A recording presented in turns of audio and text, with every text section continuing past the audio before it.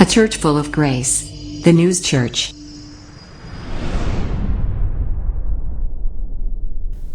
할렐루야! 자, 우리 또 오늘도 귀한 말씀 가운데 하나님이 주실 은혜의 제목이 원래는 제자의 도리예요. 제자의 도리. 근데 제자의 도리는 무엇일까? 여러분 한번 생각해 보세요. 내가 아버지 하나님의 제자이길 원하십니까? 내가 아버지 하나님의 백성이길 원합니까? 또 내가 아버지 하나님의 거룩한 자녀가 되기를 원합니까? 왜? 아버지는 막강하신 능력을 갖고 있는 분이시고 그 아버지의 아들이요 제자요 또 백성이 된다 그러면, 자녀가 된다 그러면 아버지 거 다 내 거 아니에요? 우리 놀부심보라는 게 있죠. 잘 아실 겁니다. 놀부심보는 아버지 것, 내 것, 내 것은 당연히 내 것. 자, 뺏기지 않으려고 하는 거예요. 뭐든지 가진 것에 만족하지 못하고 더 많은 것을 가지려고 하는 게 심보라고 하는 겁니다. 자, 그런데 제자의 도리라고 하면 스승에 대한 어떤 모습을, 또 스승에 대한 어떤 감사함을, 또 인도자에 대한 어떤 기쁨을 뭔가 내가 갖고 있었기 때문에 내가 알게 된 어떤 계기에 의해서, 또 내가 누리고 있는 많은 것들에 의해서 그것을 감사할 줄 알고 또 그것에 대해서 보답도 하려고 하고, 심지어는 그 모습 그대로, 스승의 모습 그대로를 따라가려고 하는 그런 것을 갖다가 통틀어 우리는 도리라고 얘기를 합니다. 자, 그런데 이렇게 막연하게 하려고 하다 보니까요, 너무 포괄적이에요. 너무 커요. 너무 많아요. 너무 광대해요. 우리가 그것을 다 지킬 수가 없겠더라 이 말입니다. 왜? 우리는 나약하고 미약하고 부족한 존재이나 하나님은 우리가 표현할 수 없을 만큼 거룩하시고 능력자이시고 대단한 것을 갖고 계시고 모든 것에 다 소유자이시다 보니 우리가 그분을 따라갈 수가 없는 거예요. 그분의 1000만분의 1이라도 제대로만 따라간다면 우리는 축복의 길에 들어가는 겁니다. 자, 그래서 오늘 좀 제목을 바꿔봤어요. 제자의 길. 자, 그렇다면 제자가 해야 할 도리가 아니라 제자가 가야 할 길은 그러면 어떤 것인가? 주님이 먼저 닦아 놓으셨고 하나님이 먼저 다 만들어 놓으신 그곳에 우리 보고 누려라, 나눠라, 가지고 즐겨라, 그리고 너가 모든 것을 다 소유해라 라고 하셨던 곳이 바로 어디였을까요? 최초의 하나님께서 세상을 만드시고 난 다음에 가장 아름답게, 가장 좋게, 가장 편리하게 만들어 놨던 그곳이 어디였죠? 에덴 동산. 네, 에덴 동산. 맞아요. 100점이에요. 에덴 동산을 만들어 주셨는데, 자, 거기에 아담이 먼저 딱 들어가 봤어요. 우와, 세상에 이렇게 좋은 게 없어. 세상에 이렇게 만족한 게 없어. 오죽 얼마나 만족했어요. 추운 것도 없고 더운 것도 없고 쌀쌀한 기운도 없고 하니까 홀딱 벗고 살았잖아요. 옷을 사 입어야 돼. 명품 옷을 걸쳐야 돼. 누구에 비교할 수 없어. 모든 이런 세상의 조건들과는 완벽하게 동떨어지게 세상 것과는 차별이 되었던 곳이 에덴 동산이다 보니 아담은 홀딱 벗고 살면서도요 만족했던 거예요. 아유, 배고프면 산에 가서 막 과일 같은 거 따다 먹고 또 물고기 잡아서 먹을 수 있고 들짐승을 잡아서 먹을 수가 있었습니다. 하나님께서 분명히 말씀하셨죠. 다 만들어 놓고 보기에 좋았더라. 근데 그냥 좋은 게 아니라 심히 좋았더라. 그런 곳에서 누리게 하셨는데, 아담이 외로울까 봐 하나님께서 무슨 선물을 주셨죠? 짝을 만들어 주셨어요. 하와를 만들어 주셨는데 이놈의 하와가 뭐가 얇아요? 이게 얇아. 이게 사람은요 왜 귀가 두 개냐면 한 귀로 들르고 한 귀로 흘려보내서 이 머리를 비우라고 만들어 놓으신 것 같아요. 이 귀도 듣고 이 귀도 듣고 머릿속에 딱 모아놓는다면 와글와글 머리가 아주 복잡할 것 같습니다. 그런데 여성 비하는 아니에요. 여성은 귀가 얇아요. 얇다는 얘기는 어딘가 유혹을 잘 당한다는 거죠. 현혹도 잘 당하고. 그런데 그렇다고 해서 그러면 아담은 귀가 두꺼웠을까요? 두껍다 못해 너무 커가지고 코끼리 귀 마냥 이만해서. 아담은요 팔랑귀예요. 팔랑. 와이프가 얘기하는, 하와가 얘기하는 그 모든 이야기는 다 그냥 팔랑 이렇게 하면서 그 말을 다 들어버린 거예요. 그러면 유혹에 당했던 나약했던 그 하와가 문제냐? 그러면 하와의 말을 듣고 그대로 행했던 아담이 문제냐? 누가 더 잘했냐 잘못했냐를 따지기 전에 아담이든 하와든 하나님의 뜻을 거역했던 그 모든 행위는 다 잘못되었던 겁니다. 그러니 남자가 잘했다 여자가 잘했다가 아니에요. 남자가 잘했니 여자가 잘못했니가 아니에요. 둘 다 잘못한 겁니다. 자, 그래서 우리가 하나님으로부터 받은 모든 축복을 다 잃어버리게 됐죠. 자, 그때부터는 여성은 어떤 일을 해요? 해산의 고통을 겪게 되고, 남자는 뭘 해요? 평생토록 죽을 때까지 땀 흘려 일을 하면서 가족을 부양해야 할 의무가 지어지게 된 겁니다. 자, 그렇다 그러면 여러분 생각해 봅시다. 하나님이 우리를 불쌍히 여기셔서 그래도 회복할 기회를 만들기 위해서 예수님을 이 땅에 보내셨고, 예수님이 우리의 모든 죄를 사해 주시기 위해 십자가의 제물로 돌아가신 것 다 알고 계실 겁니다. 자, 이렇게 해서 이제 우리가 다시 제로, 원점인 상태로 되돌아왔어요. 하나님과 우리와의 그 수평 관계, 하나님과의 수직 관계와 또 땅에서의 수평 관계, 단절됐던 그 관계를 십자가 하나로 우리를 다시 묶어 주셨단 말입니다. 용서하셨단 말이에요. 자, 그럼 이제부터 우리는 어떻게 해야 돼요? 다시 아담과 하와 시대처럼 하나님이 주시는 모든 축복, 세상에 만들어 놓은 모든 소유물을 우리가 다 다스려야 될 권리가 있어요, 없어요? 그러면 하나님의 제자로서, 백성으로서, 자녀로서 열심히 살아가는 사람은 그 세상의 모든 소유와 권리와 권능을 다 누릴 수 있습니까? 더 잘 누릴 수 있습니까? 어떻게 할 때? 예수님의, 성령님의, 하나님의 인도하심을 받고 그 가르침대로 우리가 그 제자의 길을, 본연의 모습을 잘 갈 때인 거예요. 그때 축복받는 겁니다. 여러분, 사람이 살아가는 그 존재의 목적이 뭐래요? 왜 살아요? 하나님의 영광을 위해. 아, 역시 목사님이라 다르시네요. 자기 삶의 그 만족함, 내가 살아가는 100년도 안 되는 그 짧은 시기를 내가 살아감에 있어서 이 땅에 태어나서 살고 있는 이 시기에 조금이나마 내가 편하게, 행복하게, 만족하면서 살려고 하는 게 인간의 본연의 모습일 겁니다. 그래서 열심히 배우죠. 그래서 열심히 노력하죠. 그래서 열심히 땀을 흘립니다. 그래서 열심히 돈도 벌어요. 자, 그래서 어떤 사람은 돈을 왕창 벌기도 하고, 어떤 사람은 돈을 찔끔 벌기도 하고, 어떤 사람은 돈을 벌려고 해도 빚만 버는 사람들이 있어요. 왜 이렇게 차이가 납니까? 똑같이 이 시대, 똑같은 시대를 살아가요. 누구는 1900년대에 살고, 지금 나는 2023년도에 살고 있지만, 여러분 중에 돈 못 버는 사람은 1900년도에 사는 거 아니잖아요. 똑같은 시대, 같은 시기에 같은 선상에 서서 같이 출발하고 있는데, 누구는 잘 벌고 누구는 못 버는 이유가 뭡니까? 왜일까요? 또 어느 교회는 부흥이 되는데 어느 교회는 부흥이 안 돼요. 또 어느 교회는 부흥이 안 되는 것 같지만 실질적으로 알차고 은혜가 되는 교회가 있는 반면, 어느 교회는 덩치만 컸지 맨날 분쟁이고 맨날 싸움질이하고 맨날 소송이나 걸고 당회장이 어떻고 또 어떤 목사를 인정하니 안 하니 이러고 막 싸우는 그런 교회들도 있지 않습니까? 왜 이렇게 차이들이 있냐 이 말이죠. 같은 시기, 같은 믿음, 같은 교회 안에서도 왜 차이가 있냐 이 말입니다. 그건요, 사람의 욕심에 관계된 거예요.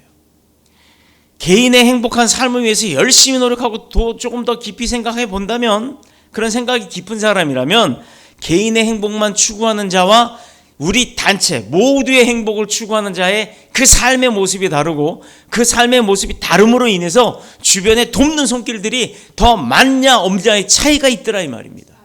이게 바로 다른 거예요. 우리가 사는 이 세상은요, 더욱 아름답고 복된 모습으로 만들어가는 세상입니다.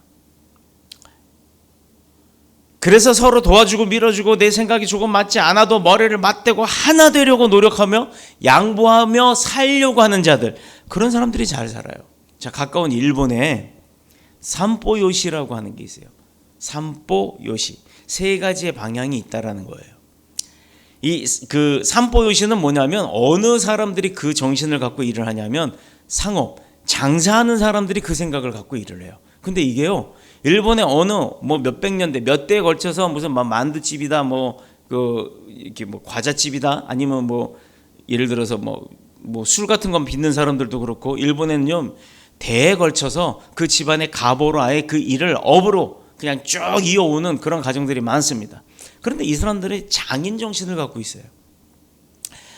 물건을 만들어 파는 사람, 물건을 사서 소비할 소비자, 그리고 그 지역에 같이 먹고 사는 모든 지역의 사람, 마을 사람들까지 만족해야 한다라는 그 정신을 가지고 자기네 제품을 만들어요. 요거를 조금 세상에서도 그러는데, 가까운 일본이라고 하는 나라에서도 그렇게 하는데, 물론 그 일본이 그렇게 된 계기가 있습니다. 여러분 그거 아세요? 일본 사람들은 앞과 뒤가 달라요. 겉에서 네 알겠습니다, 우리 한번 만납시다. 특히 일본에 가가지고요, 특징적인 게 있어요. 우리는 택시하고 쓰잖아요. 요즘은 이거 안 되죠. 카카오로 불러요. 자, 그러고 나서 택시가 오면 우리가 문을 열고 들어갑니다. 일본에서 문 열면 문 고장나요. 그 문 수리비 줘야 돼요. 그냥 택시 딱 하고 부르면 알아서 딱 씁니다. 그러면 내가 탈 그 뒷문 앞에가 딱 서 있으면 돼요. 자동으로 문이 딱딱 열려요. 그럼 타요. 그럼 또 자동으로 딱딱 하고 닫혀요.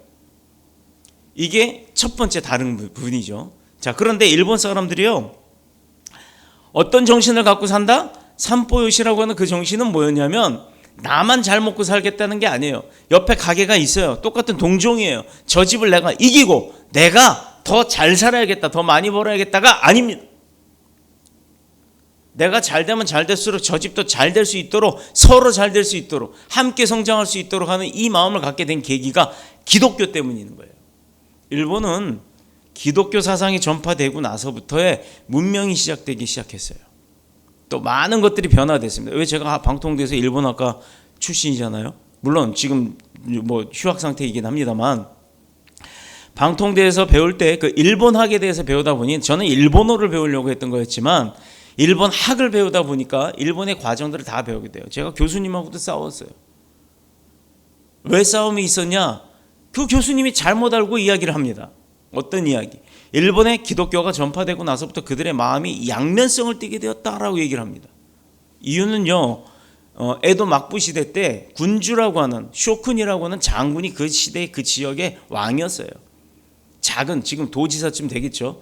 그런 사람들이 자기를 군주로 섬기거나 천황을 섬기지 않고 하나님이 유일하시다 하고 예수님을 믿고 십자가를 믿고 이런 사람들이 있으면요, 불러다가 그냥 가족들이 보는 앞에서 육신을 했어요. 우리 욕 중에 보면 육실할 놈 막 이런 거 있잖아요. 그 육실이 아니라 육신할 놈이에요. 6조각으로 쪼갠다는 얘기예요. 팔, 다리, 목 그렇게 해서 끈에 묶어 놓고요, 찢어버려요. 그럼 몇 조각이 납니까? 하나, 둘, 셋, 넷, 다섯, 몸뚱아리 6. 그래서 6개로 나눈다 해서 육신이에요. 그런 형벌을 가족들이 보는 앞에서 소나 말에다가 묶어가지고 딱 때리면 사방으로 뜯으면서 그 소의 힘이 사람이 버텨요. 뜯어져 버리죠. 그렇게 해서 사람을 죽였어요. 또 이 가운데 집에서 십자가가 하나 나왔어요. 그럼 앞집, 뒷집, 왼쪽, 오른쪽, 대각선 총 9집이 죽는 거예요. 그렇게 감시 체제가 되다 보니 겉으로는 네네네네 해도 속으로는 자기 마음이 아니면 안 움직이는 겁니다.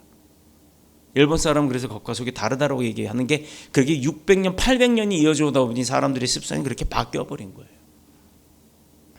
자, 그런데 이 삼보요시라고 하는 이 마음은요, 기독교 사상에서부터 근간된 아주 좋은 습관이고 문화입니다.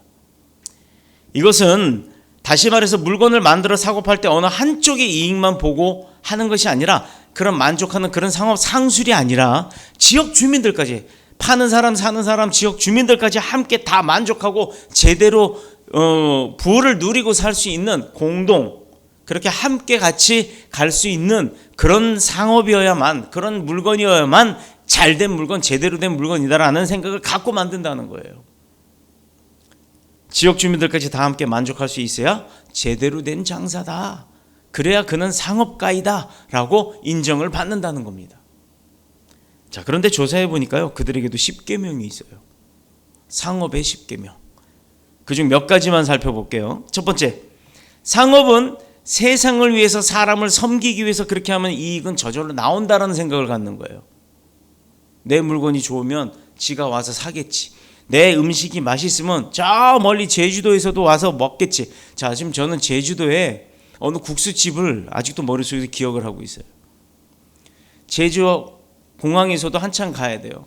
그리고 제주공항에서도 한 20-30분 가야 되는 거리에 국수집이 하나 있고, 제주공항에서 한 10분 정도 되죠? 그 정도 거리에 가면 아주 갈치집이 있습니다. 갈치가 이만하게 나와요. 제가 그 갈치집을 몇 번을 갈 때마다 가려고 합니다만 꼭 계기가 안 돼요. 비행기 시간을 맞추지 못해서 거길 들리지도 못하고 일 보고 2시간 만에 렌트도 하루를 빌려서 3시간 타고선 다시 반납하고 오는 그런 시대에 살고 있다 보니 마음과 계획은 있지만 제대로 안 되는 게 많잖아요. 근데 가면 꼭 그 음식이 생각이 납니다. 왜? 맛있으니까. 인천에서 비행기 타고 거기까지 가고 싶어 할 정도의 마음이 있다면 그 집은 장사가 잘 되는 집이에요? 안 되는 집이에요? 잘 돼요. 잘 돼요. 그런데 그 사람들이 그 음식을 만들 때 그 음식을 만드는 마음이 어떤 건지 아세요? 이 음식을 팔아서 내가 돈을 얼마 남겨야지가 아니라 이 음식을 먹는 사람이 행복해야 된다는 마음을 갖고 음식을 만든다는 겁니다. 두 집이 다 공통점이 그거예요. 한 분은 목사님이고 한 분은 뭔지 몰라요. 그런데 딱 보면 계산대 위에 보면 이 집에 들고 다니는 사람 모든 떡그릇과 반죽이 모두 다 축복을 받게 된다는 성경 구절이 딱 붙어 있어요. 자, 제가 무슨 사업을 하고 있죠? 여러분, 인셀덤 사업이에요. 그런데 이놈의 인셀덤이라는 제품이 성능이 참 좋아요. 그래서 발라본 사람은 계속해서 쓰게 될 수밖에 없는 제품이에요. 다른 제품 못 씁니다. 안 쓰게 됩니다. 아무리 좋다 그래도 뭐 요만한 병 하나에 금가루 들었다고 50만 원, 60만 원 하는 거 있어도 다 소용없어요. 자, 원리가 다르기 때문이에요. 자, 그 제품을 쓰는데도 불구하고 루머가 얼마나 많은 줄 아세요? 그 회사가 제조하는 회사가 리만이에요. 리만 RIMAN 리만. 그런데요, 어떤 루머가 있는 줄 아세요? 본사가 대구에 공장이 있어요. 그 산업단지니까 공장이 거기에 있는 거예요. 대구 그리고 리만 뭐하고 매칭이 됩니까? 신천지하고 매칭이 되는 거예요. 리만이에요. 이만이에요. 리만하고 또 대구에 공장이 있다 그러니 그거 신천지 거다라고 하는 루머가 지금 글로벌까지 나가서 미국에도 퍼져 있대요. 웃기지도 않는 소리. 그 리만은 리만 가설을 주장했던 수학자 리만의 이름이에요. 뭘 알고 얘기를 해야지. 제대로 알지도 못하고.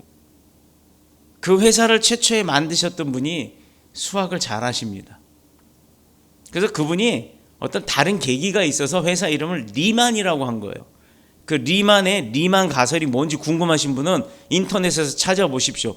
그 리만 가설, 그 세웠던 그 리만이라는 수학자는요, 진짜 어마어마한 사람이에요. 베비지나 또 칼 베비지나 아니면 또 여러 수학자들이 많죠. 그 수학자들만큼 버금가는 사람입니다. 또 뭐 이거 피부에 바르면 뭐 피부가 벗겨진다고 하는 뭐 이런 얘기도 있대요. 그럼 저는 뭐예요? 우리 안 목사님은 1년도 넘게 발랐는데 그러면 지금 해골이 돼 있어야 될 거 아닙니까? 해골이 되기커녕 나이가 더 젊어 보이잖아요. 자, 이렇게 루머라는 거는 나의 욕심에 의해서 뭔가 그렇다더라라고 하는 거예요. 확증이 아니에요. 가설입니다. 그런 거 아닐까라가 전에 들은 사람은 그렇다더라라고 이야기가 바뀌는 거예요. 그런데 그거 검증이 돼버리면 어떡할 겁니까? 얼마나 창피한 거예요. 그런데 그런 사람들 특징이 있어요. 아니면 말고 이렇게 책임을 지지 않는 그런 사람들의 말을 믿을 이유가 있겠습니까? 우리도 보시면요, 상업하는 사람들이 내가 만족, 상대도 만족, 모두가 만족해야 이 물건은 제대로 된 물건이다. 국수 조각 하나, 또 갈치 조각 하나를 팔아도 내가 만든 이 음식으로 먹고 그 사람이 행복해하면 된다예요. 돈을 벌기 위함이 아니고요. 그 마인드가 변하지 않으니까 사람들이 몰려와서 그 음식을 더 찾게 되는 겁니다. 두 번째가 뭐냐면요, 가게의 크기보다는 장소를, 좋은 장소보다는 좋은 물건을 만들어라 이거예요. 교회가 뭐 어디 뭐 번화가에 있고 뭐 번쩍번쩍한 몇백억 들여서 번쩍번쩍하게 만든 그 건물, 그 안에 하나님 없으면 소용없는 거예요. 하나님이 없으면 뭐가 있어요? 사람들이 모이죠. 사람들이 모이면 뭐가 있습니까? 분쟁과 시기와 다툼과 질투가 있는 거예요. 그 안에 성령의 역사가 있어요? 은혜가 있어요? 그러니 맨날 시끄럽죠. 저는요, 단 한 명이 이곳에서 예배를 드려도 하나님과 함께하는 그 진실된 예배라면 저는 그 예배가 가장 귀하고 큰 예배라고 믿습니다. 에이 목사님 개척교회고 성도 몇 명 없으니까 그래서 그런 소리 하죠? 아니요. 저는 몇천 명 되는 교회에서도 사역을 해봤어요. 몇천 명 되는 교회에서 주일날 찬양 인도하고 예배 인도를 하고 있는데 그 많은 사람들이 거기 앉아서 찬양에 열광하고 눈물 펑펑 쏟고 그런 예배가 몇 번 없더라 이거예요. 저희가 사역을 내려놓는 마지막 예배 때 맨날 2층 난간에서 이러고 찬양을 해도 입 한 번 뻥끗하지 않고 다들 그냥 손에 불이 나라고 박수치고 워십하고 막 이러면서 찬양하는 그 큰 교회 정중앙에 강대상 정중앙에 2층 단상에 딱 위에 앉아있는 어느 분이 있었어요. 이러고 인상은 딱 쓰고 왜 팔짱을 끼는지 뭐가 그렇게 못마땅한지 앞에서 찬양 인도를 하다 그분을 눈 마주치면요 제가요 마음이 팍 답답해지더라고요. 그래서 의도적으로 난 그분 쳐다보지 않았어요. 멀리 쳐다보고 좌우로 쳐다보고 쭉 오다가도 그 위를 이렇게 스킵해서 넘어가서 쳐다보고 그랬어요. 보기가 싫었어요. 자, 그런데 저의 오해였던 겁니다. 제가 마지막 사역을 합니다. 이제 저 오늘부로 여기를 사임하고 이제 다른 교회로 나갑니다라고 하는 그 주간에 사임한다는 말도 하지 않았어요. 그날 찬양은요 하나님의 역사심이 있었습니다. 600명, 700명 모이던 교회를 2,800명, 3,000명, 4,000명까지 등록을 시켜서 그 교회가 부흥을 했었어요. 그런데 대다수의 사람들이 홈페이지 보고 왔어요. 이 교회 찬양이 너무 은혜스러워서 왔어요 라고 이야기를 합디다. 그게 제가 찬양을 잘해서요? 우리 안 목사님 그때 지휘도 하시고 성가대가 뭐 어마어마하게 그 열린 예배를 드렸는데 그게 잘 돼서였을까요? 거기에는 하나님의 성령의 역사심이 있었다라는 거예요. 매 예배 때마다 매 찬양 때마다 그렇게 있었다는 거예요. 성가대가 2층에 쫓겨났던 찬양이에요. 그 교회였어요. 성가대가 2층에 있고 지휘자는 2층에서 지휘를 하는데 그랜드 피아노는 이 단상 옆에 있었습니다. 이게 맞습니까? 그런 교회가 은혜가 되기 시작하니 성가대가 내려왔고 내려온 것도 모자라서 단 위에 올라와서 오픈 열린 예배를 드리는 그 과정까지 7년이란 시간이 걸렸어요. 그 7년 동안에 얼마나 큰 은혜가 있었으면 교인이 그렇게 많이 부럽게 했어요. 여러분 생각해 보세요. 가게의 크기보다는 장소가 중요하다고 했는데 또 장소보다도 더 좋은 건 그 물건이 좋으면 된다는 거예요. 자, 교회가 커야 됩니까? 아니요. 장소가 좋아야 됩니까? 아니요. 교회 안에는 뭐가 있어야 됩니까? 하나님만 계시면 되는 거예요. 그러면 되는 거예요. 세 번째가 뭔지 아세요? 물건 자랑하지 말고 팔고 난 후에 그 고객의 마음을 사라. 즉 섬겨라. 그 섬김이 영원한 고객을 만든다 이거예요. 충성을 만든다 이겁니다. 바로 여기에 답이 있는 거예요. 뜨내기 장사들. 제가요 제일 안 하는 게 뭔지 아세요? 길에 가다가 죄송해요. 다 그런 건 아니에요. 길에 가다가 트럭에서 뭐 이렇게 과일 파시는 분들이 있어요. 그런데 보면 그 트럭이 거의 매일 거기 나오시는 분들은 괜찮아요. 그거 말고 어저께는 없었는데 오늘은 있네? 근데 무지하게 과일이 싸요. 우와 싸다 싶어서 한번 제가 거기에서 남들은 10개에 10,000원이라는 참외가 10개에 10,000원인데 거기는 30개에 10,000원을 준대요. 우와 이거 되게 싸다 싶어서 한번 그때 차 운행을 하다가 한번 사온 적이 있어요. 저 신동 아파트 쪽에서. 아니 그런데 참외가 무도 아니고 이건 호박도 아니고 분명히 참외는 참외인데 아무 맛이 없는 거예요. 그래서 한 개, 두 개 먹고 도로 이제 그분한테 반품을 하려고 갔어요. 없죠. 그럼 다음번에 오면 내가 얘기하고 다시 이제 골라서 사야겠다 싶어갖고 아무리 거길 맨날 지나다니는데도 한 번도 그분을 본 적이 없어요. 망해서 다시는 안 하는 건지 아니면 그런 물건 팔아먹고는 안 오는 건지 그건 모르겠습니다. 자, 바로 이런 거예요. 뜨내기 장사한테는 다시는 내가 안 산다. 이 얘기가 뭐냐면 물건이 고객의 마음에 들어야 되겠지만 그 고객의 마음에 든 이후에도 그 마음의 섬김을 산다면 그 사람을 산다면 마음을 산다면 그 사람은요 내 물건을 사기 위해서 제주도까지 간다라는 거예요. 네 번째가 뭐냐면 자금이 부족한 것을 염려하지 말고 신용이 모자라는 것을 염려하라예요. 우리 교회 사업하는 분들 있죠. 지금 이거 마음에 한번 새겨보세요. 제품력에 대해서는 뭐 최고로 좋은 제품이니까 더 말할 거 없어요.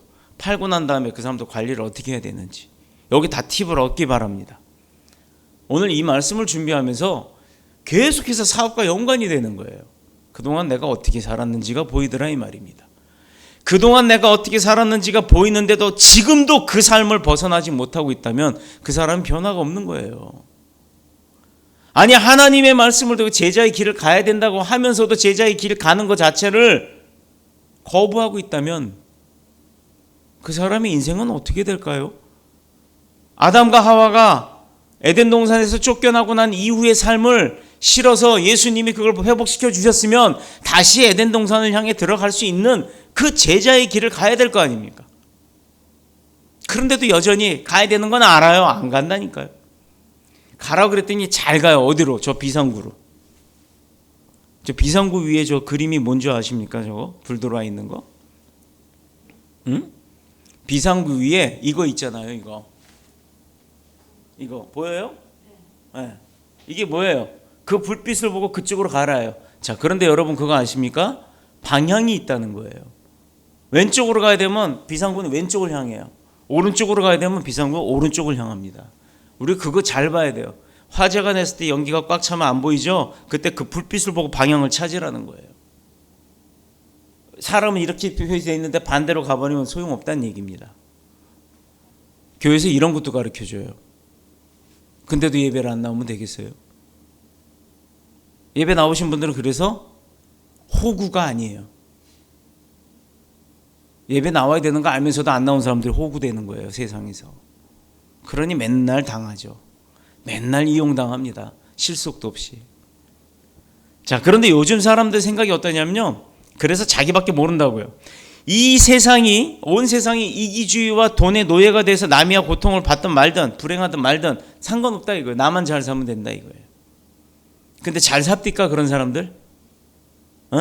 여러분 봤어요? 그런 사람들 주변에 사람이 있어요? 없어요. 돈이 있을 때는 와글와글 할 수 있어요. 그런데 그 사람 옆에 사람이 있냐고요. 정작 내가 어렵고 힘들 때 어디 가서 손 하나 내밀질 못해요. 그러니 그런 사람 안 산다고 자기 혼자 그냥 바둥바둥하고 사는 거예요. 그러니 그런 사람은 결국은 어떻게 돼요? 자기는 큰 세상에 산다고 했지만 결국에는 이 우물 안의 개구리의 모습으로 산다는 거예요. 나라가 어려운데도 흥청망청 국가의 세금을 눈먼 돈처럼 퍼다 쓰기 시작한다고 봅시다. 그러면 나라에서 왕은 임금은 아주 막 국민들한테 막 그렇게 돈을 펑펑 쓰면 국민들한테 인기는 없겠죠. 그런데 나라의 곳간의 재산이 다 예산이 없다 그러면 그 다음엔 어떻게 할 거예요? 결국은 나눠줬던 돈을 그 국민들로부터 백성들로부터 걷어들여야 될 거 아닙니까? 그렇게 되면 그때는 어떻게 되겠어요? 원성사는 거죠. 조삼모사라는 말이 있습니다. 저는요 오랜 세월을 살지는 않았지만 제가 태어나서 대한민국에서 대통령이라고 하는 분들이 있었어요. 자, 몇 분이나 있었나 한번 생각해 볼까요? 박정희 대통령이 있었고요. 그 다음에 최규하 대통령이 있었고요. 전두환 대통령이 있었고요. 노태우 대통령, 김영삼, 김대중, 그 다음 김대중 대통령, 노무현, 그리고 또 누가 있었죠? 이명박, 박근혜, 그리고 문재인, 10명이죠. 그리고 윤석열, 윤석동이 아니고 윤석열. 지금 이렇게 대통령들이 많이 있는 분들 중에 저요 이명박 대통령이 대통령 당선됐을 때 국민들이 어떤 생각을 했는지 알고 있어요. 현대건설에서 사업을 크게 했던 분이니까 그 경기가 어려운 그 시기에 그분이 대통령이 되면 대한민국은 좀 잘 살게 될 거다. 1980년대처럼 전두환 대통령 그 당시 때처럼 좀 흥청망청 이렇게 부흥하고 살 수 있을 것이다라는 기대감을 갖고 했을 겁니다. 투표했을 거예요. 결과는요. 저는 지금도 역대 대통령들 중에 다 잘했다고는 안 해요. 박정희 대통령, 고 박정희 대통령이 우리도 남들처럼 한번 잘 살아보자, 잘 살아보세요 하고 새마을 운동을 시작했던 그분이요. 저는 여전히 그분만큼 대한민국을 사랑했던 분은 없다라고 생각을 합니다. 잘못한 거 많아요. 독재한 거 있죠. 그 산하 제한한 거 있죠. 지금 애들도 없는데. 그때 애 하나만, 둘도 많다, 뭐 하나만 나 잘 기르자, 뭐 이런 거. 근데 그분이 잘한 건 뭐냐면요, 근검절약, 허례허식, 섬김, 희생, 이거를 강조했던 새마을운동이에요. 국민교육 헌장을 만들어서, 지금도 외우는 분 있어요? 국민교육 헌장이 뭔지 알아? 처음 들어봤어? 우리는 민족 중흥의 역사적 사명을 띠고 이 땅에 태어났다. 여기까지만 기억해요. 나도 조상의 빛난 어를 뭐 되새기고 하고 쭉 해서 한 주기도문에 한 5배 정도 되는 그 문장을 학생들이 다 외우고 살았었어요. 기억나실 겁니다. 뿐만 아니라 그렇게 함으로 인해서 학생부터 시작해갖고 국민들의 모든 의식을 전환하는 게 아니라 의식을 개혁했단 말이에요. 제가 그래서 회사에 가면 의식 전환 교육이 있는데 전 자꾸 그걸 의식 개혁이라고 얘기를 해요. 더 막강하게 바뀌어야 되는 거예요. 생각이 개인주의가 아니에요. 개인 혼합주의로 가면 안 되는 겁니다. 언젠가부터 우리나라에 없어진 게 있죠. 백이민족, 그 다음에 동방예의지국 없어졌어요. 어디 애들이 어른 앞에서 담배를 폈고, 어디 애들이 어른의 훈계나 교훈을 갖다가 당신이 뭔데 맞고 싶지 않으면 그냥 꺼져, 이런 세상이 어디서 있었습니까? 예전에 대한민국 그러지 않았어요. 왜? 사람들이 순수했을 때는 안 그랬단 말입니다. 뿐만 아니라 겨울만 되면요, 연탄가스로 죽는 사람 많았어요. 저도 저희 누나가 개인적으로 고등학교 입학하는 그 첫날, 입학식하는 날 연탄가스 사고로 사망을 했습니다. 저도 저희 누나를 그렇게 잃었어요. 현상금을 걸고요, 연탄가스 문제를 해결할 수 있는 것을 정부 차원에서 박정희 대통령이 정부 차원에서 해결하라고 지원을 했던 겁니다. 자, 농번기에는 팔다리 걷어붙이고 밀짚 모자에 또 줄 잡고 뭐예요? 모내기 하러 다녔어요. 저도 경상북도 문경군 가원읍 왕릉 삼리에 살 때 수해가 난 적이 있습니다. 박정희 대통령이 와가지고 그 마을을 어떻게 개비하라고 딱 말 한마디 하고 나니까요, 그 다음 날부터 군인들이 와서 그 수해 복구를 하기 시작하는데, 지금은 아주 깨끗한 마을들이 생겼어요. 옛말에도 미운 자식은 떡 하나 더 주고 사랑하는 자식은 매로 다스리라고 했습니다. 그 매가 사랑인지를 구분 못한다 그러면 이게 틀린 거예요. 그 인생. 지도자 한 사람 잘 만나면 나는 물론이고 우리 자녀들과 후손들이 행복합니다. 자, 근데 잘못된 지도자 만나면 나라는 무너지고, 북한 보세요. 사람들이 생각도 병들고 그냥 그 마음 자체가 썩어요. 100년 1000년을 이어가면서 고통받게 되는 겁니다. 성경에 보면 그런 사람들 많았잖아요. 나라의 질서가 무너지면 많은 사람들은 자기 살 길만 찾고, 심지어 그것도 모자라면 나라 포기하고 지는 도망가 버려요. 돈 많은 사람들 아마 그렇게 망명하고 말걸요. 돈 들고. 법도 질서도 무시하고 자기 욕심만 부리지만 한편으로 나라와 민족을 사랑하는 사람은, 그런 사람들은 진짜 농민에서부터 의인들이 일어나기 시작할 겁니다. 윤봉길 의사가 돈 많은 부자였나요? 그렇다면 오늘 우리는 어떻게 살아야죠?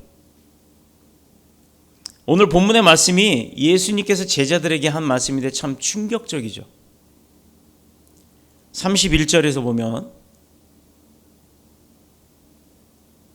여기 지금 34절부터인가이기 때문에 31절은 없네요.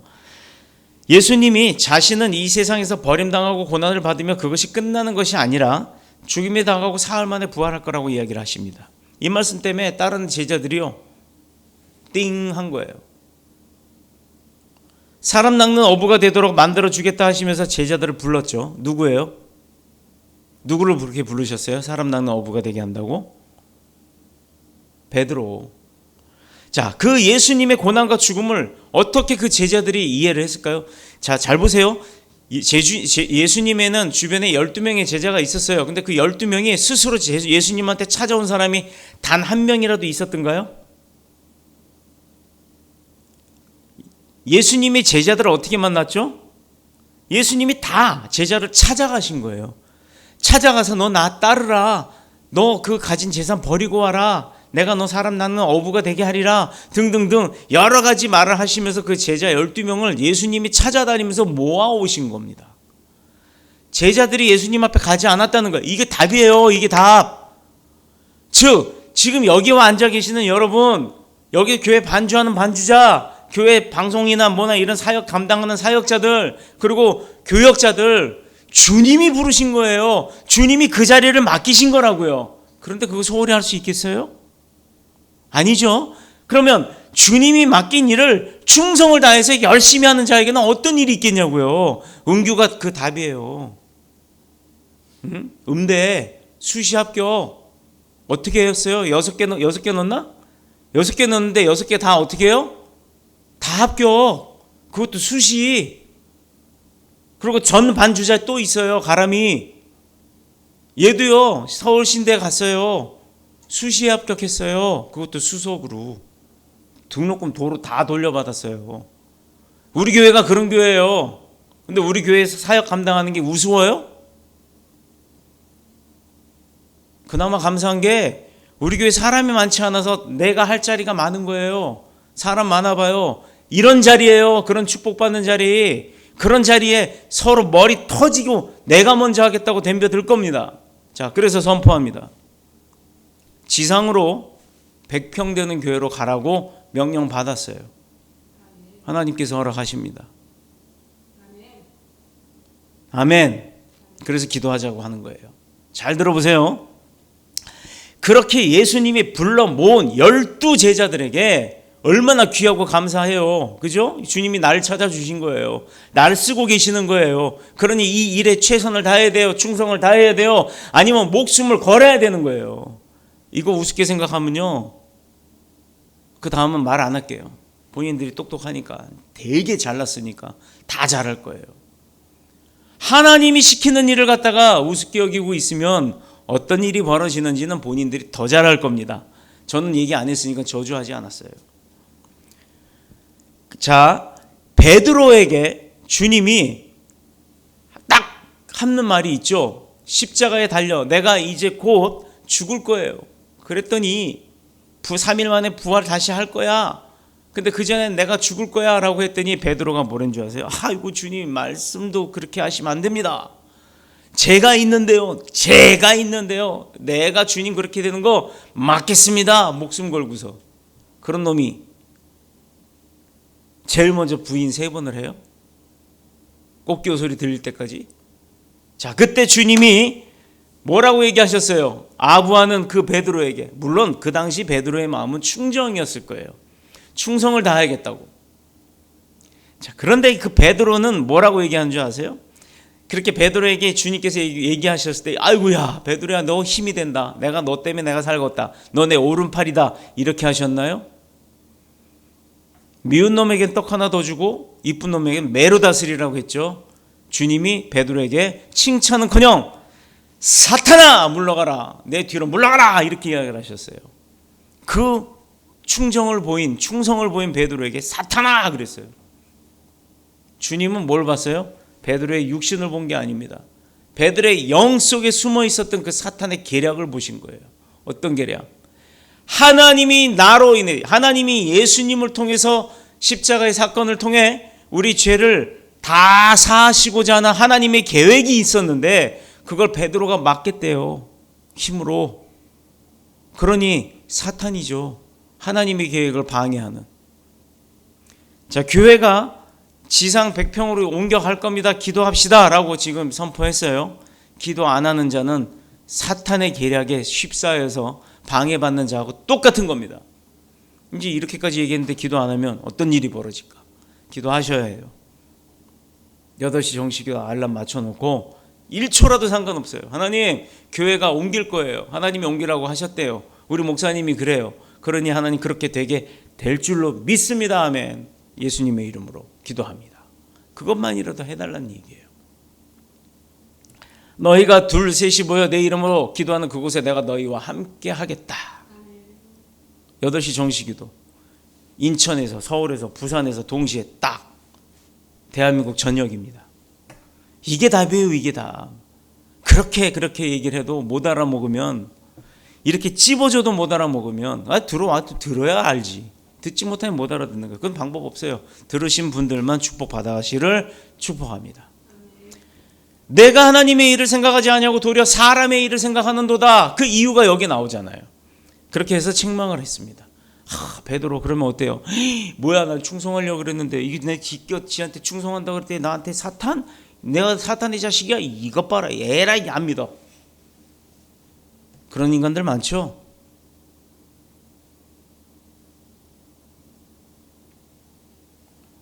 그렇게 머리가 안 돌아가는데 세상에서 무슨 머리를 돌려요? 안 돌아가요. 세상은 그런 당신보다 더 잘 돌아가는 사람이 많아요.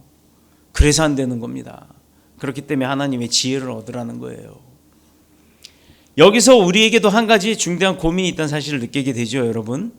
뭐냐? 그럼 과연 뭐가 하나님의 뜻이냐? 뭐가 하나님의 뜻이냐? 자, 그럼 예를 들어 하나 볼게요. 아침에 주일날 일어났어요. 10시 40분까지 가야 돼, 우리 교회는. 그러려면 내가 여기서 교회까지 가는데 30분 걸려. 그럼 최소한 내가 몇 시에 나와야 돼요, 집에서?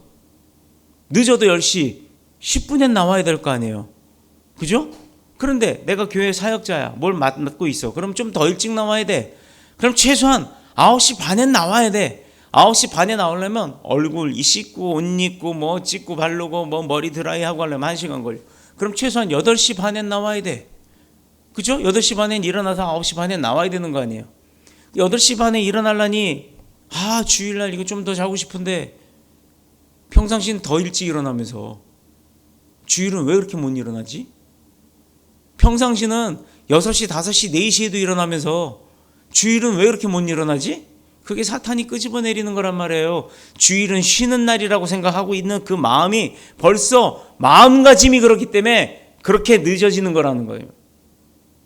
주님이 그거 모를 것 같아요? 자, 그러면 팁을 알려드립니다.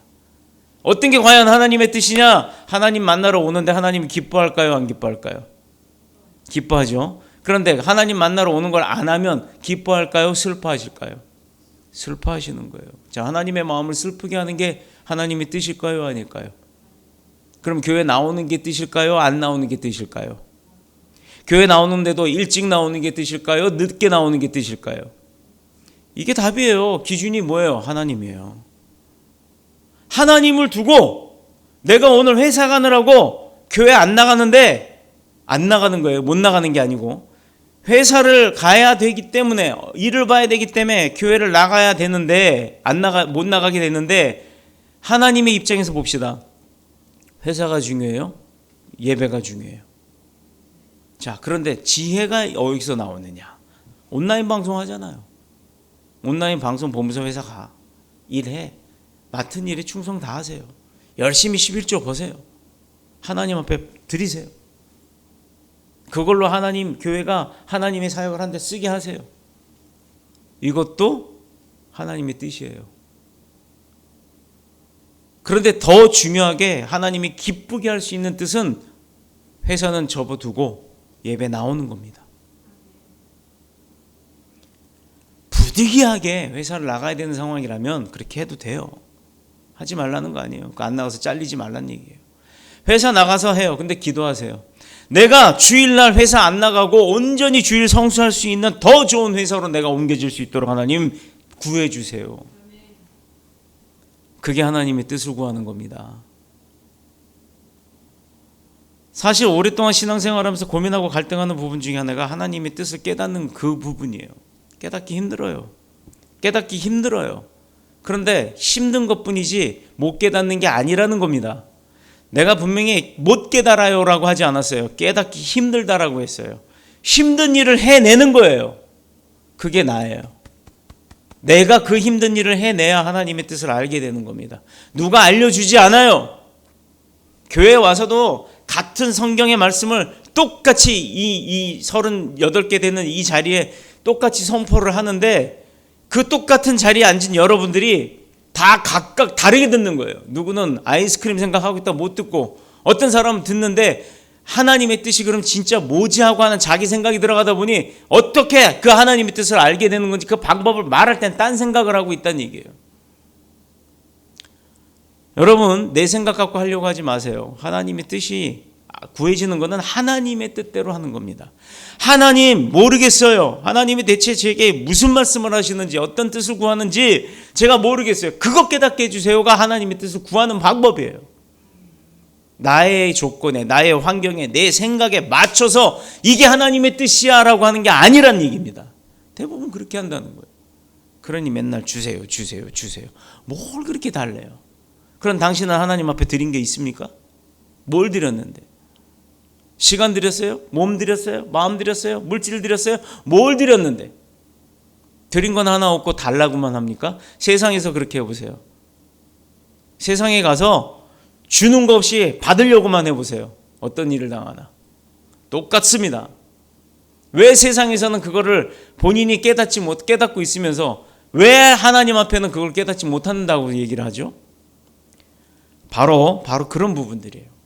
여러분, 제가 여러분들을 질책하는 게 아니라 그거 안타까워서 하는 얘기예요. 그 방법을 역으로 생각을 하면 하나님으로부터 축복받을 수 있는 방법이잖아요. 세상에 가서 충성하고 세상에 힘 있는 사람, 돈 있는 사람, 권력 있는 사람 앞에서 머리 쪼아리면서 더 정작 그 사람들을 다 그 사람들의 생명까지도 움직일 수 있는 하나님 앞에 와서는 왜 거만을 떨지요? 그게 가장 기본이 돼야 될 거를 놓쳐놓고 세상 가서 딴소리를 해봐야 도움이 안 되는 거예요. 이득이 안 돼요. 결국은 사람들이 이용하는 도구로만 쓰는 것뿐입니다. 사람의 도구가 되지 말란 얘기예요. 하나님의 도구가 돼야 그 사람들을 하나님이 움직이시는 거라고요. 그걸 모르냐고요. 그거를. 내가 왜 이렇게 맨날 해도 사업이 안 되지? 안 되는 짓만 하잖아요. 안 되는 짓을 하고 있는 거예요. 되는 짓은 안 하고 되는 짓을 가르쳐줘도 안 하잖아요. 맛보면서 살아야 그 맛이 뭔지를 안다고요? 여러분, 불변의 원칙이 있습니다. 우리가 내가 태어나서 내 인생이 시작된 그 시점부터가 내 인생이죠. 그런데 그 시점 이전에 살아온 사람들의 인생은 더 많아요, 적어요?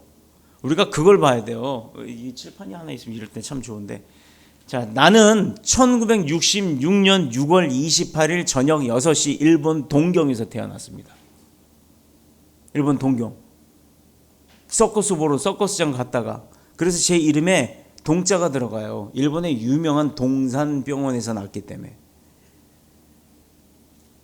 저희 아버지가 윤석동으로 짓고 할아버지는 기석이라고 쳤어요. 제가 원래 한 사람이지만 이름이 둘이 등록이 돼 있어서 하나는 66년, 하나는 68년 이렇게 기록이 돼 있는 거예요. 저 그래서 조금 더 젊어지려고 68년 선택했습니다. 제가 호적상은 지금 1968년이에요. 근데 실제 나이는 66년이고요. 1966년 여기서 스타트를 합니다. 쭉 살아오고 있는데 68년 됐어요. 2년 뒤. 근데 68년에 또 제가 태어났어요. 자, 그럼 저는 제 인생은 여기서부터예요. 그런데 제가 아무리 노력을 해도 이 2년 전 인생을 제가 알 수 있을까요, 없을까요? 제가 겪어보지 않은 거니까 알 수가 없는 거예요. 그런데 나보다 2살 위에 2년 전에 태어난 사람이 그 2년 전 이야기를 하면 그 사람은 그걸 경험한 거예요, 안 한 거예요? 한 거잖아요. 왜 선임자, 왜 스승, 왜 어른들의 말을 무시하죠? 이게 지혜인 거예요. 이게 세상 살아가는 지혜인 거예요. 세상에서도요, 힘 있는 사람한테만 잘하는 게 아닙니다. 그 힘은 언제고 떨어져요. 그런데 정작 힘 있는 사람들은요, 힘 있는 사람을 만나요. 힘 없는 아주 하찮은 사람들 만나봤자 그 사람들을 키워주려고 하지 않습니다. 그 사람들을 이용하는 거예요. 잉여인간이 많기를 그 사람들은 원하는 거예요. 그것도 모르고 거기 가서 잉여인간 행사하는데 그게 좋을까요? 하나님은 그걸 원하는 게 아닙니다. 하나님은 그 잉여인간이었던 사람을 군주로 왕으로 세우겠다는 거예요. 그게 하나님의 방법인 거예요. 어째 내가 지금 없다고 많은 있는 사람 앞에 가서 막 밑다까리 노릇이나 해봐야 결국은 거기서 배우는 거는 돈 버는 일 이외에는 없는 거예요. 돈 벌어서 뭐 하게요? 펑펑 누리고 쓰게요? 목사인 제가 사업을 왜 합니까? 여러분들 헌금 많이 하세요. 제가 원하는 헌금 한 달에 한 5억씩 교회 재정이 쌓이기를 원합니다. 아멘 안 해요? 부자 되란 얘기예요. 그래서 그 5억의 재정이 선교비로 다 나가길 원합니다. 저는 월급 안 받을게요. 제가 벌어서 쓰면 돼요. 여러분들이 저 월급 줄 이유 없어요. 제가 벌어서 쓰면 됩니다. 여러분들이 그렇게 지금 상황이 5억씩 헌금을 못하니 어떻게 돼요? 제가 하나 또 벌어야죠. 이게 잘못됐습니까? 언제까지 무릎 꿇고 앉아서 하나님 재정 타령하면서 하나님 재정 주세요, 재정 주세요 이래가면서 그렇게 할까요? 기도해도 응답돼요. 근데 기도하면서 뛰는 사람은요, 그 사람이 더 빨리 응답되는 거예요. 왜 목회자들은 맨날 앉아서 기도만 합니까? 뛰세요. 없으면 뛰는 거예요. 사도 베드로도 바울도 다 자기 직업이 있던 사람들입니다. 선교할 때 왜 주님이 단 한 푼도 전대고 신발고 여벌옷도 갖고 다니지 말고 그렇게 그냥 네가 지금 가진 그 모습으로 가라라고 했는지 아세요? 하나님이 예비하시니까.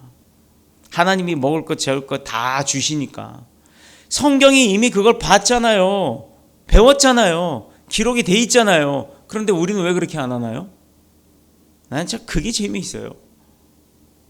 가만히 앉아서 입 벌리고 있어봐야 떨어지는 감은 맞박에 떨어집니다. 입에 안 떨어져요. 일생을 통해서 치러도 치를 수 없는 것이 죄값이었기 때문에 가장 그 큰 죄값을 없애기 위해서 예수님이 오셨던 거고, 예수님이 그 죄값을 딱 치워주고 난 다음에 우리에게는 이제 권한이 생긴 거예요. 권세를 주었는데도 줘도 못 먹어. 이게 뭐죠? 물이잖아요. 여기 지금 비타민이 섞여 있는 물인데 이걸 줬어요. 그런데 윗뚜껑 있잖아요. 윗뚜껑 딴다. 뚜껑 열리지? 뚜껑 열렸으면 그 다음에 입에다 대고 마신다. 맛있지? 무슨 광고 아닙니다. 그런데 여기서 절차가 있다는 거예요. 자, 저에게 이 생수를 줬어요. 뚜껑을 따야 될 거 아니에요. 이거 받아갖고 손에 딱 있으면 이 상태로 먹을 수 있어요? 못 먹어요. 따야 될 거 아닙니까? 근데 이러고 앉았다는 거예요. 하나님 따주세요. 이해되셨어요? 따려면 손으로 돌려서 자꾸 돌려야 될 거 아닙니까? 줬는데도 따달라고만 하고 앉은 거예요. 이해가 될 수는 있어요. 이제 한 살배기 돌도 안 되는 어린아이한테, 손에 힘도 없는 애한테 주면 무조건 입으로 가는 그런 아이한테 주고 먹으라 그러면 못 먹죠. 그런 아이들한테는 따주는 거예요. 하나님이 그건 따주신다고요. 그런데 하나님이 누군지 어떤 분인지 그 막강한 힘이 있는 분인지 아는 우리들에게는 네가 따예요. 우스갯소리가 또 있잖아요. 하나님 로또 복권 1등 되게 해주세요. 1등 되게. 그래 내가 1등 되게 해줄게. 번호까지 다 알려주십니다. 1번, 7번, 9번, 뭐 99번, 100번 해갖고 딱 알려줬어요. 우와! 그대로 이제 자기 번호 받았으니까 하나님 로또 복권 1등 하게. 야 복권 사. 복권도 안 사고 앉아갖고 막. 일례적인 우스갯소리입니다만 이거 잊지 마세요. 생수를 줘도 뚜껑을 따여 먹습니다. 또 하나 더 있는 거 있잖아요. 인천 앞바다에 뭐 사이다 갖다 써도 곱부가 없으면 못 마십니다. 이거 없어요. 진짜 공짜로 줘도 내 노력이 없으면 내 거 안 된다는 얘기예요. 하나님이 우리에게 권세를 줬어요. 그 권세 쓰는 방법은 알아야 될 거 아닙니까? 그 권세를 줬는데도 못 써요. 이런 바보가 어디 있어? 자, 그럼 어떻게 해결을 해야 됩니까? 주님 만나는 것밖에 없어요. 하나님의 오죽하면 이 땅에 사람의 모습으로 보이는 사람의 형태를 가진 예수님의 모습을 우리에게 보내주셨을까? 오죽하면 안 보이니까 잘 안 믿으니까. 보여주고 그분이 3일 만에 다시 부활하셨고 그렇게 증명했고 죽은 자 살리고 앉은병이 일어나게 하고 앉은병이 눈뜨게 하고 혈류병 환자 못 고치는 사람 사람이 못 고치는 병 고쳐주고 심지어 죽은 자도 일어나서 베드로 나사로에 나와라 막 이렇게까지 하셨던 그분이 눈앞에 보여줬잖아요. 근데 본 사람들은 믿잖아요. 봤잖아요. 본 사람들은 믿고 그 사람들이 평생 동안 돌아다니면서 뭐 했어요? 복음 증거밖에 안 했다고요. 왜? 내가 확신을 하니까. 확신을 갖고 있으니까. 여러분들이 전도 못하는 이유가 뭔지 아세요? 확신을 못하니까요. 여러분들이 제품 못 파는 이유가 뭔지 아세요? 제품에 대한 확신이 없기 때문이에요. 확신 있으면 용기 있고 자신이 있고 그 자신감 갖고 하면 누구든 그거 다 따라오게 돼 있어. 그걸 안 해. 본인도 모르니까 아마 될까? 본인의 삶은 개떡이고 누구를 빗대서 이렇게 사세요. 됩니까? 안 되죠. 정통해야 따릅니다. 나부터. 내가 예수님을 알아야 되고 내가 예수님의 형상을 드러내는 전도자의 삶을 살 때 복음이 전달되죠.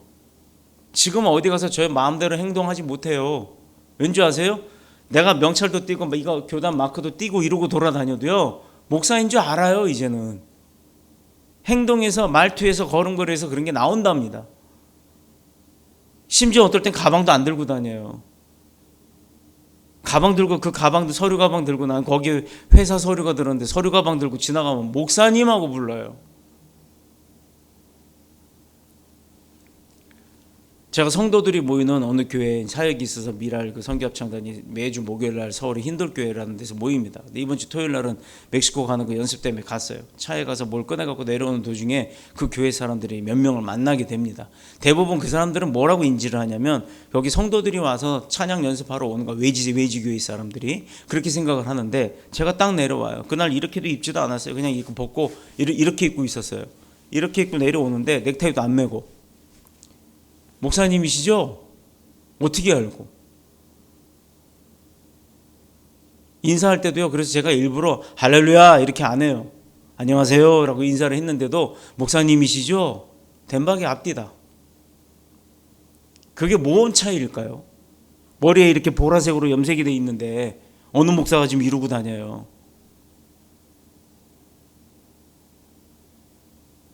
그런데도 앞뒤다. 여러분은 어디 다니면 크리스찬이라는 게 알던가요? 사람들이? 식당 가서 밥 먹을 때도 보면 기도 안 해요. 가만 보면. 그렇게 감사한 삶이 없이 살면 하나님이 우리에게 감사거리를 주시겠어요? 자, 정리하겠습니다. 예수님이 우리를 찾아오셨기 때문에 우리가 이곳에 모인 거라는 거예요. 예수님이 우리를 쓰고 계시기 때문에 내가 뭔가를 담당하고 있다라는 거예요. 이거 잊지 마세요. 그게 제자의 길이에요. 우리가 가야 할 도리는 주님이 우리에게 선택해갖고 우리를 쓰실 때 우리가 가야 되는 길을 인도하실 때 우린 거기 주님이 시키는 대로만 잘하면 되는 거예요. 제자의 길은 다른 거 없습니다. 하나님의 자녀가 되었다는 거 내가 인지했죠. 내가 하나님 알죠. 그러면 하나님이 하자는 대로 하면 되는 거예요. 내가 엄마 아빠 밑에 태어났어요. 엄마가 가자는 대로 가면 되고 아빠가 하자는 대로 하면 돼요. 근데 그거 안 하면 뭐예요? 그 다음부터 매질이에요. 인생살이 똑같습니다. 하나님의 백성은 하나님의 뜻대로 가야 돼요. 하나님 제자의 길을 가야 되는 거예요. 그렇지 않다 그러면 어떻게 돼요? 하나님은 매질하는 분 아니에요. 사탄이 끌고 가서 나를 괴롭히는 겁니다. 여러분 그걸 알아야 돼요. 세상에서는 부모는 그냥 매질 한번 하고 나면 끝나는 거예요. 그런데 좋은 부모는 매질 안 하고 아드님 그렇게 하면 안 돼요 이렇게 하죠. 그 아들 나중에 성장해서 그 부모 어떻게 대하는지 보세요. 그런 아들 될 거예요? 그런 딸들 되고 싶어요? 훈계나 질책이 아니에요. 질책과 훈계는 구분하는 그런 지혜가 있어야죠. 하나님으로부터 우리가 받은 권리를 누릴 수 있는 방법은 주님이 나의 주인이 되심을 고백하는 거예요. 그럼 내 마음대로 할 수 있는 일이 있어요, 없어요? 나는 주님의 종입니다. 그러면 종이 지멋대로 할 수 있어요? 대통령이 지시도 안 했는데 총리가 마음대로 합니까? 총리가 마음대로 하면요 책임질 일이 있어요. 본인이 나머지 다 수습해야 돼요. 하나님이 아버지니까 우리는 자녀고 종이니까 하나님의 뜻대로 살아야 되는 겁니다. 참된 행복은 나를 내려놓고 나를 버리세요. 그거 기껏 해봐야 머리 다 빠지고 머리 희엇 기끗하고 아침만 되면 꾸벅꾸벅 조는 힘도 없는 그런 내 인생에 내가 주인이 돼봤자 무슨 도움이 있겠습니까? 내 몸뚱아리가 내게 아니라는 거. 요즘 가장들이요 그 몸뚱아리가 가장 자신의 거예요? 가족 거지? 엄마 아빠 대한민국에 이런 통계가 있어요. 전 세계에 여러분들 이거 충격입니다. 미국에서 60대 부부들을 상대로 설문조사를 했어요. 미국, 일본, 대한민국 이 세 나라 중에 60대 부부들이 노부부가 60대에 접어들었는데도 자녀들에게 생계비를 줘야 되고 생활비를 보태줘야 되고 하는 자녀의 생계를 책임져야 하는 그런 부모가 미국에는 4%가 있답니다. 4%씩이나 돼요. 4%씩이나. 60씩이나 나이 먹고 자녀들 다 성장했죠. 그러면 일단 20대 다 넘어간 거 아니에요. 그래서 뭐 보통 20년 차이 난다고 치더라도 부모가 60살이면 자녀는 몇 살이에요? 40대 아닙니까? 그런 자녀들이 다 성장한 자기 인생 살고 있는 그런 자녀들에게 생계비 주고 자녀 생활을 책임져야 되는 부모가 미국이 4%나 된대요. 그럼 가까운 일본 한번 볼까요? 경제 대국. 일본에는 자그마치 21%나 된답니다. 와. 그럼 대한민국은 몇 프로나 될 것 같아요, 여러분? 충격입니다. 89%예요. 지금 내 주변 한번 돌아보세요. 아직도 내 자녀가 40이 넘었는데도 내가 책임져야 되는 부모들이 있나 없나 한번 보세요. 현실이. 대한민국이 80%가 넘어요. 왜 그럴까요? 대한민국이 세계 경제대국 10위입니다. 10위. 1위와 2위의 나라가 경제력이요. 경제력 1위와 2위의 나라가 10% 미만이에요. 그런데 10위권인 우리가 80%가 넘는다는 게 이게 말이 됩니까? 이게 우리 현실입니다. 우리 젊은이들은 오냐 이쁘게만 키웠기 때문에 이렇게 돼버린 거예요. 사자 새끼를 키울 때 사자도 제대로 된 새끼는 그냥 벼랑에서 굴러버린대요. 죽는 놈은 죽여버리고 산 놈만 키운답니다. 세상이 이런 곳이에요. 그런데 하나님의 능력 받은 우리가 하나님의 능력을 쓰지 못하니 세상에서 그러고 사는 거예요. 하나님의 백성은 하나님답게 삽시다. 나를 주장하고 나를 남들보다 먼저 앞세우며 결코 좋은 관계 맺을 수가 없어요. 내 안에서도 평안이 사라지고 마는 겁니다. 십자가를 질 때 나의 멍에를 메고 내 십자가를 주님한테 던지는 게 아니라 주님의 십자가는 못 지더라도 자기 자신의 십자가는 스스로가 지고 가는 그런 믿음의 백성들이 다 되셔서 이제로부터도 앞으로도 한마디로 말하면 이 세상의 육신의 생명을 건질 게 아니라 영원한 생명을 건질 수 있는 저와 여러분이 다 되셔서 능력자가 되시기를 바랍니다. 하나님의 권세를 당당하게 누리는 저와 여러분 모두가 되시기를 그리스도 예수님의 이름으로 축원합니다. 축복합니다. 기도하겠습니다.